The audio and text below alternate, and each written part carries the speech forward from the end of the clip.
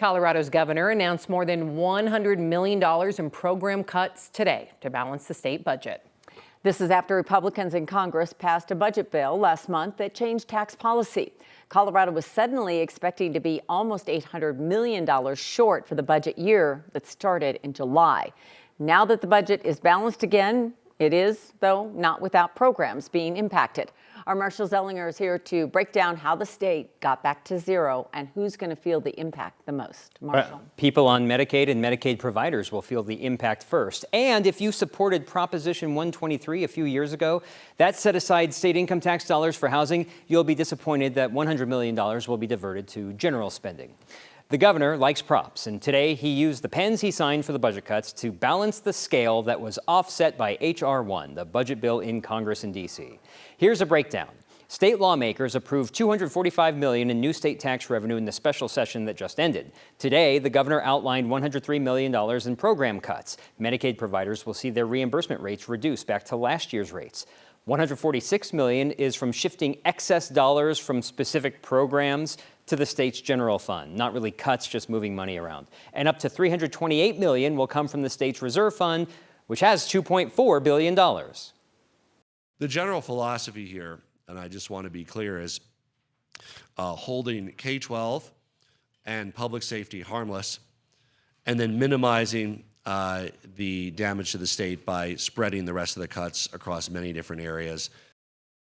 $105 million will come from Prop 123 dollars. So voters in 2022 approved Prop 123, which took some of the state income tax dollars and moved it to affordable housing. There's a provision that says if the state's not at the Tabor cap, that's when we would get Tabor refunds. If the state's below that cap, apparently you can use some of that Prop 123 money for general purposes, which is where $105 million is coming from.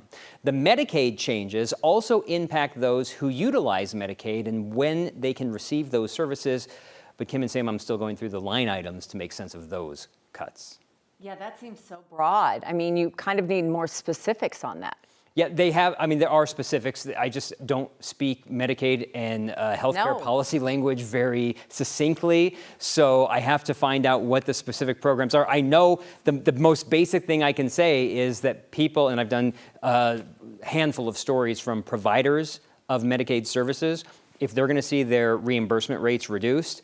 In the past, the stories have been the providers may leave altogether and not serve the Medicaid population. So we could have a snowball effect where there could be fewer people seeing Medicaid patients, fewer people being able to utilize Medicaid, and then they go into emergency rooms getting uncompensated care, which then could increase the cost of insurance for everybody. All of us. And all of us. That's where my head explodes. Yeah. And I know you have to go, but because you're doing a lot for next. When voters pass like 123 then they know this is a possibility? Not really. No, I didn't know, and I do the yes/no parts of the ballots, and so I went back and looked, and I think I don't remember, it's a 22-page bill that goes into law. What you see on the ballot is clearly not 22 pages, but in there, if you know the language, because it doesn't say if you're below the Tabor cap, it says Section 20 of Article 10 of the state constitution, which means Tabor.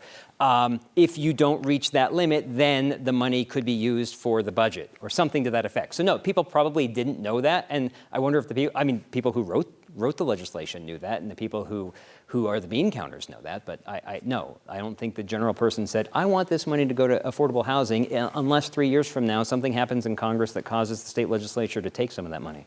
Yeah, I guess you could argue that's predicting the future, and so why would they put that in there? I don't know. Okay, Marshall, go back to work. You've got a lot to read.